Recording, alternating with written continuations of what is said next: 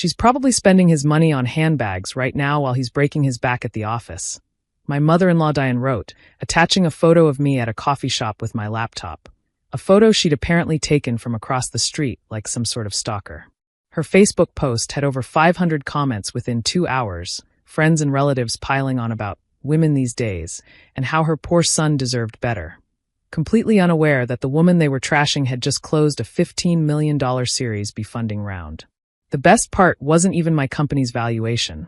It was that my husband Ryan worked for me as CTO, something Diane had somehow missed despite 3 years of family dinners. I found out about the post from my sister-in-law Emma, who sent me screenshots with crying laughing emojis. "Mom's at it again," she wrote. But this time she really outdid herself. The comments are insane. I scrolled through them, each one more venomous than the last. This is why my boys will sign prenups. She's probably waiting for him to make partner, so she can divorce him and take half. I see her type at the country club all the time, yoga pants and entitlement. Ryan could have done so much better. Remember his ex Jennifer? Now SHE had a career. Jennifer. Ryan's ex who sold essential oils in an MLM scheme. That was Diane's definition of a career woman. I was sitting in my actual office, not a coffee shop, in the converted warehouse that housed Neural Sync Technologies, the AI company I'd bootstrapped 5 years ago in my garage.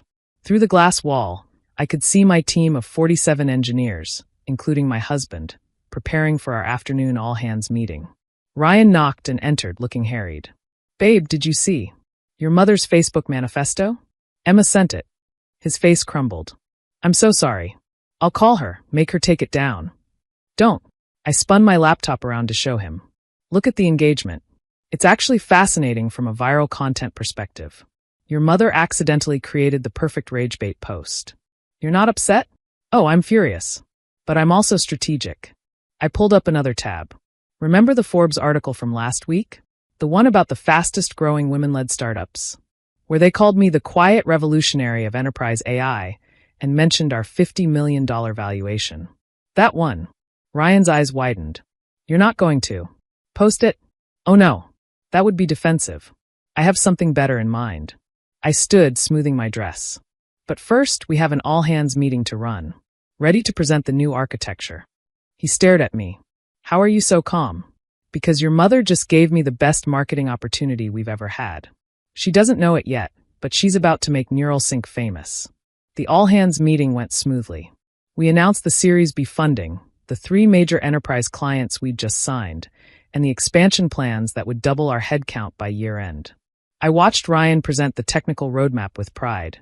He was brilliant, which is why I'd hired him 2 years before we started dating. That detail had somehow never made it into family lore. After the meeting, I called Emma. "Hey, want to help me with something? Does it involve humiliating my mother?" "Because yes. Nothing so crass. I just need someone to share an article at exactly the right moment." I explained my plan. Emma cackled with delight. Meanwhile, Diane's post kept gathering steam. By evening, it had over 2,000 reactions and 800 comments. She'd added updates throughout the day. Update, still no response from her. Probably too busy shopping. Update 2, my son just texted that he's working late again. That poor boy, carrying all that weight alone. Update 3, thank you all for the support. It's so hard watching your child being used. Ryan came home exhausted. We'd been in back-to-back meetings with investors all week. He collapsed on the couch, and I brought him a beer. "Mom called 6 times, he said. I didn't answer. Good. Let her stew. Lila, this has gone too far. The comments are getting vicious. Someone found your Instagram, and they're analyzing your photos for evidence of gold digging." I pulled up my Instagram. Sure enough, hundreds of new comments on every photo. A picture of me at a conference became evidence of living it up on his dime. A photo of our apartment was probably paid for by him. My Harvard MBA graduation photo was dismissed as probably fake. "This is perfect," I said. "Perfect? They're attacking you. They're creating a paper trail of defamation based on false assumptions. But more importantly, they're creating massive engagement around my name right before we announce the Microsoft partnership." Ryan sat up. "The Microsoft deal isn't public yet. It will be Monday. Imagine the headlines. Tech CEO falsely accused of gold-digging partners with Microsoft in $100 million deal." "You're terrifying sometimes," he said admiringly. Your mother started a war she didn't know she was fighting. I'm just making sure we win it. Over the weekend, Diane escalated. She posted photos from our wedding with captions like "should have seen the red flags" and "the way she looked at him during the vows, $signs in her eyes." She even created a highlight reel called Justice for Ryan, where she compiled every perceived slight from the past 3 years. My personal favorite was her analysis of our Thanksgiving dinner. Notice how she let Ryan carve the turkey? Probably doesn't even know how. Too busy scheming to learn basic hosting skills. I'd let Ryan carve because he enjoyed it. I'd been busy making everything else from scratch, including the molecular gastronomy dessert that had taken 6 hours to prepare. But sure, Diane, tell me more about hosting skills. Sunday night, Emma texted. Ready when you are. Tomorrow morning. 9 a.m. sharp. Roger that, Captain Petty. Monday morning came. The Microsoft press release went live at 8 a.m. Tech blogs picked it up immediately. NeuralSync Technologies signs landmark deal with Microsoft Azure. The details were impressive: $100 million commitment, integration into Azure's core services, projected to impact millions of enterprise users. At 9 a.m. exactly, Emma shared the Forbes article on Facebook with a simple comment. So proud of my sister-in-law, building a $50 million company while dealing with family drama. True queen behavior. Crown. She tagged me. The tag linked to my newly updated Facebook profile, which I'd populated with. CEO and founder, NeuralSync Technologies. Harvard MBA 18. MIT BS Computer Science 15. Featured in Forbes, TechCrunch, Wall Street Journal. Building the future of enterprise AI, one algorithm at a time. The Microsoft announcement was my cover photo. It took exactly 12 minutes for the first person to make the connection. One of Diane's friends, who'd written a particularly nasty comment about lazy millennial women, wrote, "Wait, is this real?" The floodgates opened. The gold digger owns a $50 million company? Plot twist of the century. So, she's the breadwinner? I just Googled her. She's been in the Wall Street Journal. Twice. Ryan works for her? He's literally on her company website as CTO. I watched from my office as the narrative shifted in real time. Screenshots of my achievements started appearing in the comments. Someone found my TED Talk. Another person discovered my patent filings. A particularly enterprising individual calculated that my stock options were worth more than Ryan would make in 10 lifetimes. Diane tried damage control. Money isn't everything. She still doesn't appreciate him. But it was too late. The internet had turned on her. The story was too juicy. Mother-in-law publicly humiliates successful female CEO thinking she's a gold digger. Reddit picked it up. Then Twitter. By lunch, it was trending under #MIleFail. Ryan found me in the conference room, where I was watching the social media dashboards with my marketing team. Local news wants a statement, he said. Also, my mom called crying. Dad's furious with her. And I told her she created this mess herself. He sat beside me. I also quit. I turned sharply. What? Not the company. The family. I'm done pretending her behavior is acceptable because that's just how she is. She publicly humiliated my wife. The woman who gave me a job when no one else would hire a developer without big tech experience. Who believed in my potential before anyone else did. Ryan. I mean it. She can apologize publicly, or she can lose her son. Those are her options. My marketing director, Priya, interrupted. Lila, you need to see this. Microsoft just tweeted about the partnership.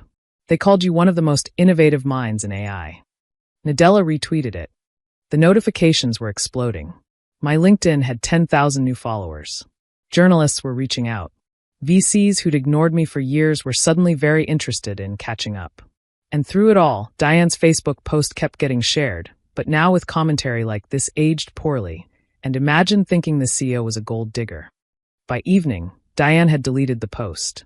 But the internet is forever. Screenshots lived on across every platform. Memes were born. My personal favorite was the Drake format. Marrying for money / making your husband your employee white heavy check mark. Ryan's dad called that night. Lila, I'm mortified. I had no idea about the post until it was everywhere. Diane's. She's learning a hard lesson about assumptions. Thanks, Tom. I appreciate that. Can I ask you something? Why didn't you ever correct her impression of you? I thought about it. Would she have believed me? Or would she have found a way to diminish it? Oh, anyone can start a company. It's probably not profitable. She must have had help. Sometimes, Tom, the only way to win is to let someone hang themselves with their own rope. He sighed. She wants to apologize. Publicly? She says that's humiliating. More humiliating than what she did to me? Fair point. I'll talk to her. The apology came 2 days later. Diane posted a lengthy message about misunderstandings and learning not to judge. It was clearly written by someone else, probably Tom, but it admitted she'd been wrong about me and proud of what I'd built. The comments were brutal. Maybe don't stalk your DIL next time. Imagine being married to Ryan and still building a tech empire. Queen. This is what internalized misogyny looks like, folks. Ryan and I watched from bed, sharing popcorn. Think she's learned her lesson? He asked. Probably not. But she'll think twice before posting about me again. I'm still not speaking to her until she apologizes in person. A real apology, not the PR statement Dad wrote. That could take a while. I've got time. My boss is pretty understanding about family leave. He grinned at me. Your boss is considering promoting you to president of engineering. Nepotism. Meritocracy. You built our entire back-end architecture. You earned it. My phone buzzed. Another journalist. Another interview request. Another VC wanting to explore synergies. You know what the funny part is? I said, declining the call. Your mom actually did me a favor. We've gotten more brand awareness from this than we could have bought with our entire marketing budget. So you're thanking her? God, no. But I'm thinking of sending her a fruit basket. With a card that says, thanks for the viral marketing campaign. Your gold-digging daughter-in-law. Ryan laughed. She'd explode. Worth it. Absolutely worth it. 6 months later, we took NeuralSync public.